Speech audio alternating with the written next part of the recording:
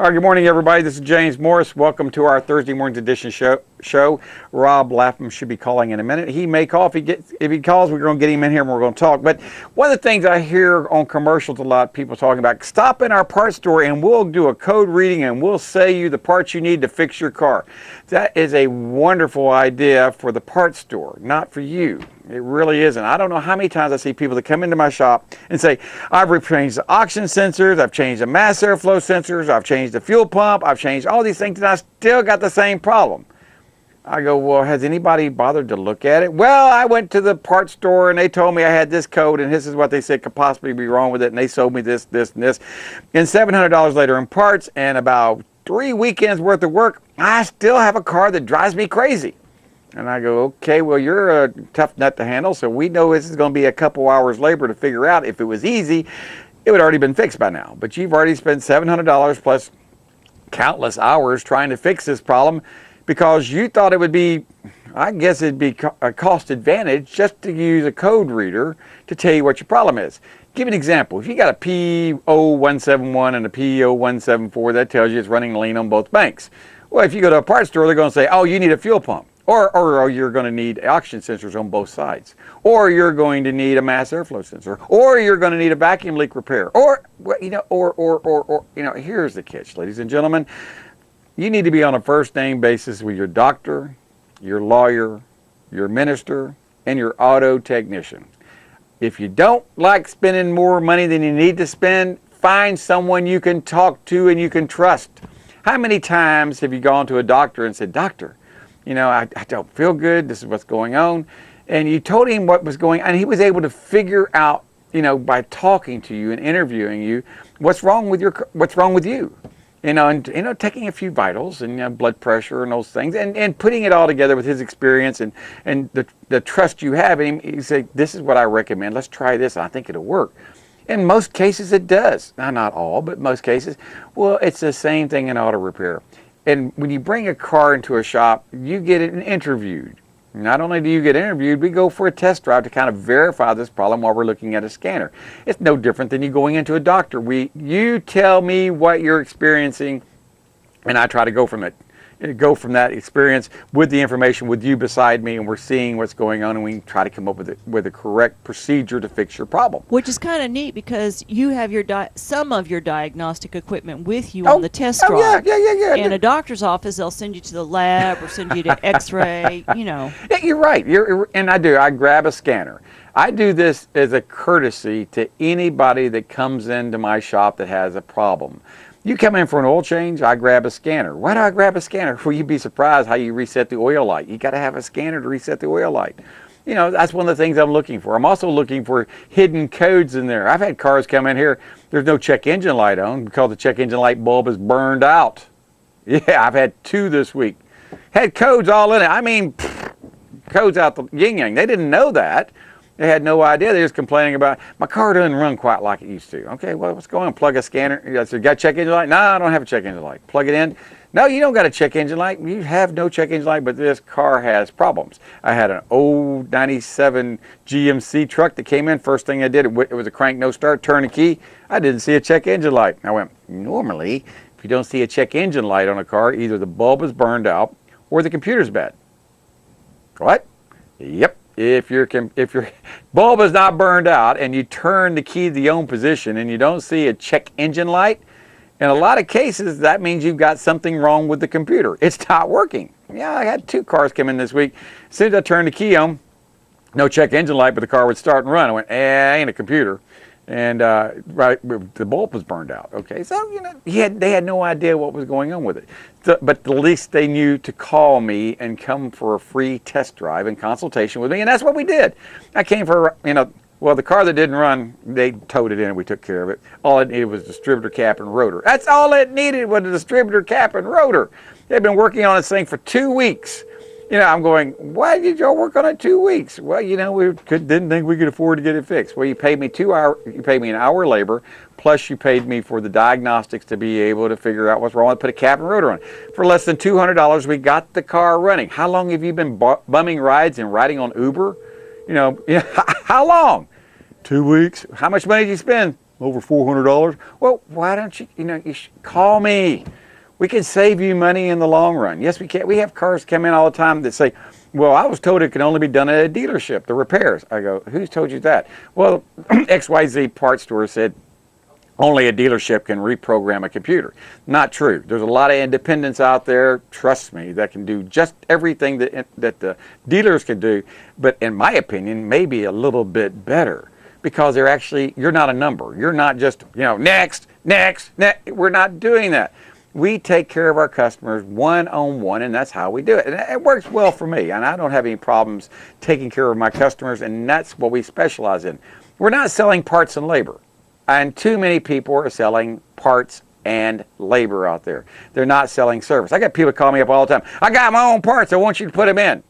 Well, I can't do that, sir. Well, why can't you? Well, that's against our policy to put customers' parts in. Well, that's ridiculous. Well, have a nice day, sir. But you wouldn't dare go to McDonald's and say, here's my eggs and here's my bacon, make me an Egg McMuffin. Well, no. But why do you expect it from an auto mechanic? You don't go to a doctor's office and say, these are the drugs I want you to write me a prescription for. You don't do that. So why do you expect it when you go to an auto mechanic that he's going to put, or she is going to put your parts on. He's going to accept your diagnostics as a repair for it, and you expect him to warranty it. I see it every day. They come, oh, thank you for turning that light on.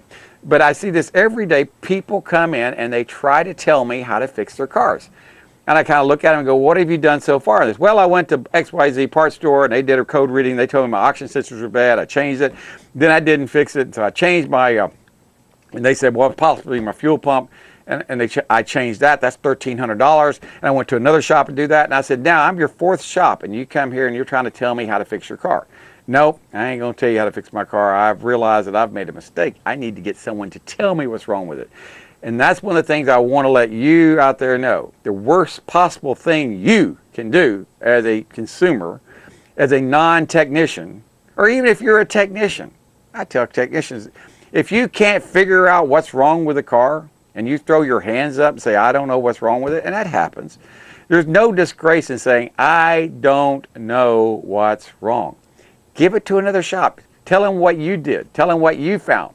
Don't, just say, these are the parts I changed, these are my procedures I did, and let it go. Don't be diagnosing the problem if you can't figure it out. You need to make sure how that problem works. You need to make sure what's wrong with it, and you need to verify it. Too many people change parts they don't need to change. Go into a parts store to get code reading to tell you what parts to buy. That's not very smart. It really isn't. It's not very smart. You can have you can have O2 sensor codes and saying all your O2 sensors are bad, and there's not a dadgum thing wrong with them. It could be because you have a vacuum leak. Something as simple as a hose is popped off.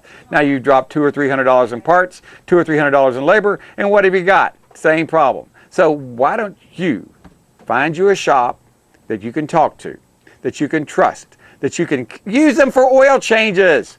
Go see them for oil changes, and if they take care of you on the little small things, maybe they can take care of you on the big things, like a drivability problem. That incessant check engine light that keeps coming on, and you can't figure out why. In the last two shops you took it to, told you there's nothing wrong with it, and put black tape over it. I see that all the time. I got Ellen with a 2017 GMC truck. Boy, this must be the week for GMC trucks. Good morning, Ellen. What's your question this morning? Good morning. Yes, ma'am. I heard you talking about the non-ethanol and ethanol gas. Yes, ma'am. Is it better to use non-ethanol in your car sometimes? Mm-hmm. Well, let's put it this way. What are you trying to do? Are you trying to get better fuel mileage, trying to get better performance? Here's what I'm going to tell you. The reality is this. There's more energy in a gallon of non-ethanol fuel than there is in a gallon of 10% ethanol. Okay, so if I'm on a long trip. If you're on a long trip, give me an example. Yes. I went to visit my sister in my Prius the other day, all the way to Louisiana. I filled up with ethanol gas, 10%. Went all the way over to Louisiana, 400 miles, and I got 42 miles to a gallon at 70 miles an hour. When I went to Louisiana, I said, sister, I'm going to fill up with this non-ethanol fuel here because it's only 30 cents a gallon higher. And she says, okay, what are you going to do that for? I said, I want better gas mileage. She said, I don't believe that. I said, well, let me find out. I put not a brand new full tank ethanol-free fuel, and I got 49 miles to a gallon. So, can you mix it though? Yes, you can stop mix at one station and get some. Yes, but you won't notice the performance or improvement. Here's what's going on. If you've been putting 10% ethanol in your gas tank, and you at a half a tank, you say, well, I'm going to go ethanol free. You're going to have about 5% ethanol, 3 to 5% ethanol still in your gas tank. So you're still not going to get the mileage. What I recommend, and this is just something and this 2017 GMC pickup truck you have, is that what you have? Yes. Okay. Is it a V8? Yes. Good. You got a direct injection engine. Did you know that? Yes. Well, good, because you're the rarity. Most people, when I say direct injection, they look at me like, what? But it's like a diesel engine, but it's gasoline. They are really, really good, but I got one in my shop right now, a 2014, that I'm fighting misfires in it because he bought it used, and the people that had it before then really didn't take good care of it. And so the injectors are nasty, and so is a lot of carbon buildup in it. So I want you to be, there's certain procedures on your shop. They need to be running what's called an IVC cleaning, an induction cleaning, down the throttle body about once every 10,000 miles to keep from building carbon up on the back of the intake valves. I know you say, what? I've never heard of that. I know you've never heard of it because this is just something we have to do now that we didn't have to do. But starting around 2013, 2014, it's almost mandatory on all direct injection engines if you want to not have problems when the car gets about 50 to 80,000 miles on it. Out of warranty. Gotcha. And you don't have that many miles on it. And this is just something that's preventative maintenance. You can go look up, just go type in direct injection engines and carbon buildup in Google, and you will read a lot of horror stories out there. And the best way to keep this from happening is use the best fuel that you can get, top tier fuel, or ethanol-free fuel. If you're going to use ethanol-free fuel, you're going to have to add an additive because ethanol-free fuel, unfortunately, is considered off-road fuel, and the powers to be don't want you using it because you get better fuel mileage, and they don't make as much, believe it or not, as much gas taxes collected because you get more miles to a gallon. So there's no incentive to make people use ethanol-free fuel, so they try to de-incentivize it by not putting detergent additives in it, making you buy fuel with 10% ethanol in it that has detergent additives in it to keep from clogging things up, but you just don't get the gas mileage out of it. So that's what I'm saying. It's kind of a catch-22. Whatever you want to do, you can do. On your 2017, if you want to run ethanol-free fuel, do it. But but use the best oil, and you won't have too much problem with carbon buildup, but you're not going to get the gas mileage. Or run ethanol-free, put a additive into it about every other fuel tank. You're talking about Techron. Techron. Add Techron to it, which is a detergent additive. You can put a bottle in it. You can buy 2 bottles for about $5. Put those about every other fuel tank, and you will be amazed how much better and longer your car will drive and handle. It'll be wonderful. I mean, just try it for 2 months. Try non-ethanol fuel for 2 months and make sure you have an additive you can put in there every other tank. If you'll do that, then tell me what the difference is in performance, power, and fuel mileage, okay? Great. All right. Thank you so much. You're welcome. Thanks for calling, Ellen. I got to get Rob on here. We'll be talk to you later, Ellen. Bye-bye now. So, the I'll get there quick plumbing guy got there quick. But he left just as quick. He did fix the leak in the kitchen drain. Yeah, too bad this is the bathroom. And that isn't even the culprit. Ah, there she is. At Mr. Rooter Plumbing, why don't we go through an exhaustive 14-point checklist to make sure we fix even the problem behind the problem? If you want the best deal in town for tires, you need to call Baytown Tires at 873-8900. Hanson and the guys at Baytown Tires take pride in serving Panama City for over 20 years. Baytown Tires on Highway 98 in St. Andrews. All service work backed by a nationwide warranty. Part of what I'd like to let you know is what we do and how we work our system. Basically, we've got about 700 stocking dealers scattered around the 15 counties here in the Big Bend area of the state. I run a fleet of trucks, vans, and what we call a hotshot vehicles to deliver to our dealers quickly so they can help service you as fast and efficiently as they can. Provide timely and efficient service, and we're there to take care of our dealers, who in turn can take care of their customers. So, the I'll get there quick plumbing guy got there quick. To be fair, he did fix the leak in the kitchen drain. Too bad this is the bathroom. Mr. Reuter Plumbing ensures we fix what you see, and even what you don't.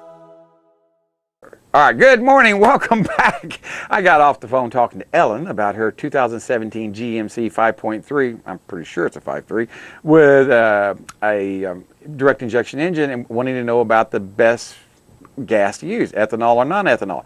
And now I've got Rob Lapham, who is a friend of mine. He's also a libertarian, and he and I talk about how governments determine what kind of car you drive, what kind of fuel you use, what kind of oil you have because of politics. They determine in Washington how you're going to spend your money in way of tax money, in a way of making income. And anyway, I just want to get your 2 cents worth, Rob. Good morning, sir. Hey, how are you this morning, James? I'm doing well. I'm already on a rant about ethanol-free fuel. I caught a bit of that, and I also my ears perked up when I heard Anna Marie mention Techron, which is also a brand name of Chevron. I noticed the word Techron at the Chevron pumps. Absolutely. So I don't know if they put that in their ethanol gas as well, or whether it's just a marketing. No, Chevron, Techron, that type fuel, that additive, that detergent additive is added by Shell.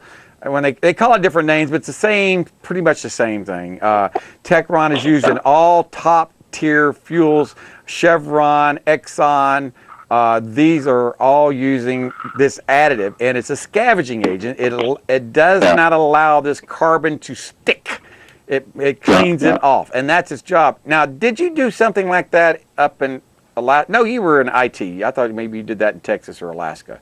You're a little bit about, because that's where. Well, I do have a Texas and Alaska background, but no, as you say, IT. I used to write marketing proposals that told the prospective client how good things are going to be. Yeah. Sometimes I'd even put on a three-piece suit and do a presentation showing how good things are going to be with the new thing that we were selling.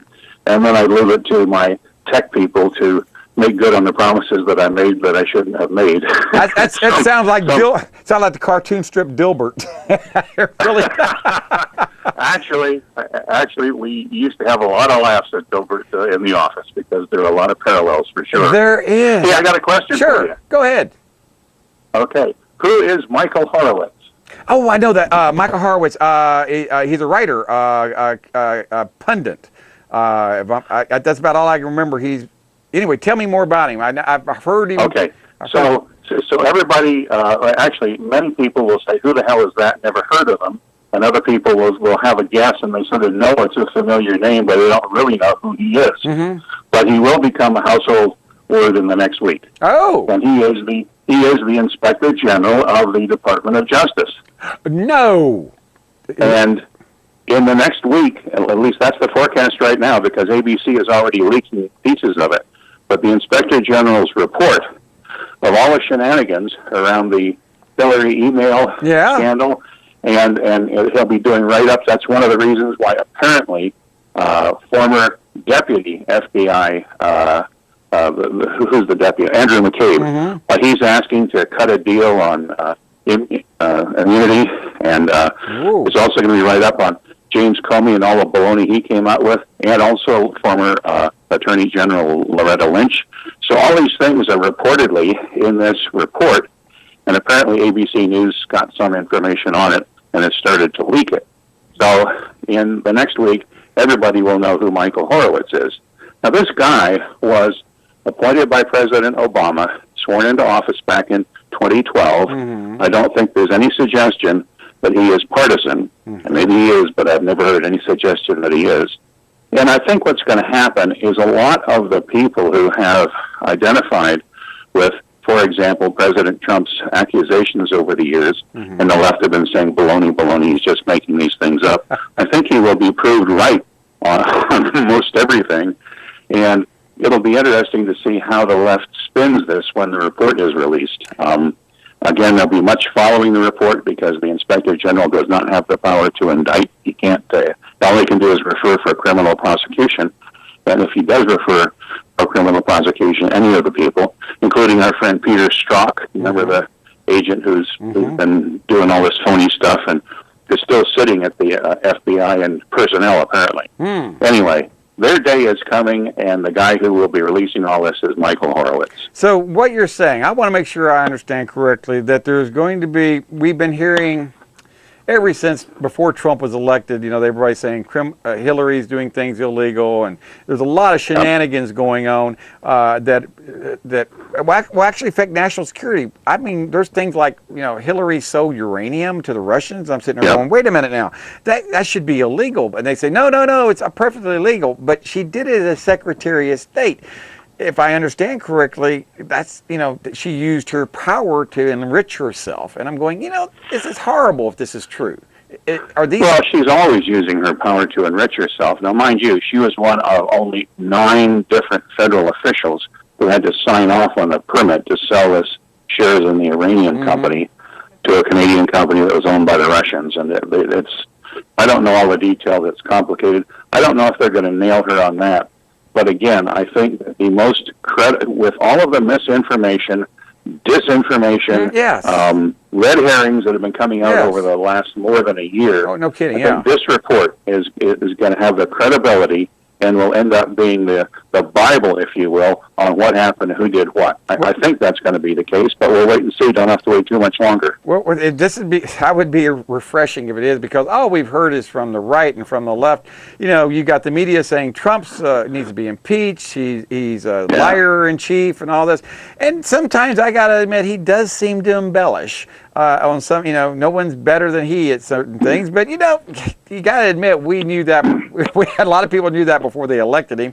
He hasn't changed on that area, but I do have to admit, he has made me kind of step back and go, he may not be a libertarian, but he's doing things that, I approve of. He's actually shining a light on some of these things that shouldn't be around. Now, we're also hearing things from the left out there saying he's enriching himself by doing deals with other countries and his Trump motels and all that, and I'm going, well, there's got to be a fine line there. I mean, I think he's turned it over to his daughter or his son-in-law. I don't know who's done it. But there's a lot of people jumping up and down saying he's enriching himself, like Hillary's doing. I'm going, maybe you got a point there. So I don't know.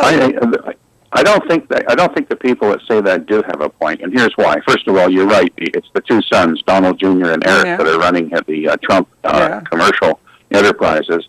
And they got hotels everywhere around the world and so forth. But when you're going ahead and cutting, for example, a trade deal, if there was some special provision to enhance, say, hotel ownership by American companies in the trade deal, you've got to believe that the New York Times or somebody would be on it in a flash. In other words, if the left had something concrete that they could pull out, and these negotiations are not super secret. I mean, they leak more than the White House, to be honest with you.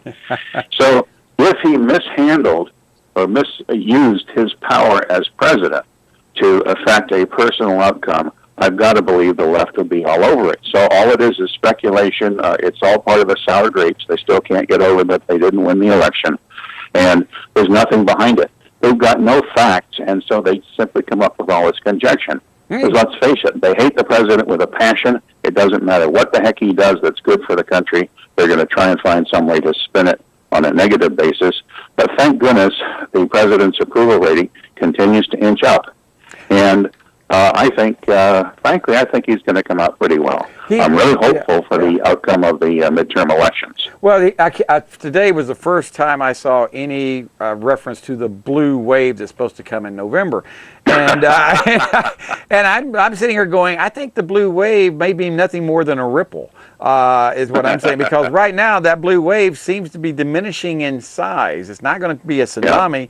or like I said, right now it's like someone's throwing a stone into a pond. It's kind of a ripple. Yeah, we see what's going on, but people are not very happy with you wanting, well, like the guy that's going to run against Neil Dunn. Not that I'm a favor of Neil Dunn, but he's out there talking about single payer health plans and talking about how that we need to have minimum wage for part-time workers should be $16.50 an hour, and full-time workers should be $15 an hour, and because that way they will hire more full-time workers than part-time workers. I'm going, do you actually understand economics at all, or did you spend your entire life in a public school system? Oh, I shouldn't say that for those people. Oh, I'm going to get some calls on that one. But the public school system, I'll be honest with you, ladies and gentlemen, does not prepare you for economics out there. They don't prepare you how to balance a checkbook. They don't prepare you how to pay your bills. They don't even talk about APR, annual percentage rates on loans you get. I didn't find these things out till I was an adult out of public high school. And so those things need to be taught, and they're not taught in school. And that's why we have so many young people that are, well, they can't take care of themselves because they've not been taught life skills. And that's another problem. I think, and you mentioned life skills, and I think there may be a course at the community college level called something like personal finance or something, and they do teach you about what an annual percentage rate really is and how interest accrues on a declining balance and all of the facts and figures that you should have learned in K-12. You should have learned that in ninth grade. Ninth grade, you should learn the basics on APR and simple interest and things. When you're learning percentages, that's what, fourth grade? But no, they don't want to teach that to you, because if people found out how bankers make money out of thin air, there would be a revolution. And I didn't say that. I think Henry Ford said that, talking about if people realized what bankers do, there would be a revolution overnight. Because to me, I'm not going to say what I was going to say. I'm going to keep my mouth shut. I'll get in trouble on that one. But Rob, we got about a minute left. Go ahead. Okay, well, if I got a minute left, I will leave you with a cartoon that comes to mind. When you mention percentages, one of the reasons that some folks are so hazy on percentages is that when you open your Google Sheets or your Excel spreadsheet and you're doing some kind of calculation, math-oriented, the program does things for you, so you don't really necessarily have to understand much besides hitting the percent button if you want a result.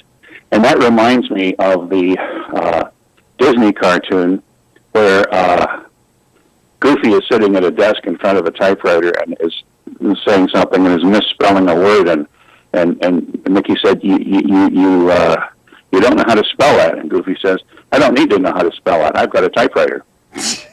And so that's the same. I've got the internet. Percentages. Yeah, there you go. Yeah, I got the internet. Yeah. Smart. Well, it does make a difference. The internet does. Hey, Rob, I got to go on that part. Hey, if you got a car question, be a part of the show. Give us a call tomorrow morning, 850-763-0555, right at 6 a.m. Summer is here and the days are getting longer and hotter. Call James Auto Center for a free cooling system evaluation and consultation. Give us a call, 850-763-0555 today. Beep, beep, beep, beep, yeah! So, the I'll get there quick plumbing guy got there quick. But he left just as quick. He did fix the leak in the kitchen drain. Yeah, too bad this is the bathroom. And that isn't even the culprit. Ah, there she is. At Mr. Rooter Plumbing, why do we go through an exhaustive 14-point checklist? To make sure we fix even the problem behind the problem.